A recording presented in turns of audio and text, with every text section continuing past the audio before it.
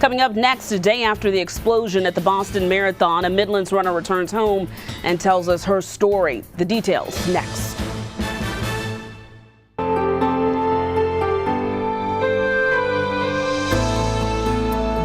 The Boston community is still reeling after the devastating attacks yesterday at the city's marathon finish line.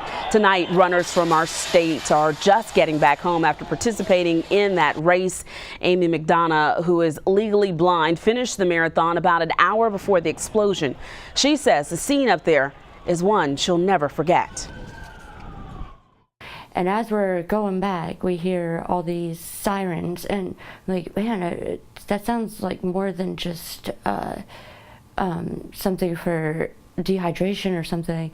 And then there's a bunch of helicopters and more sirens, and there's people screaming and crying and laying on the grounds, and we didn't know what was going on. It was a surreal feeling.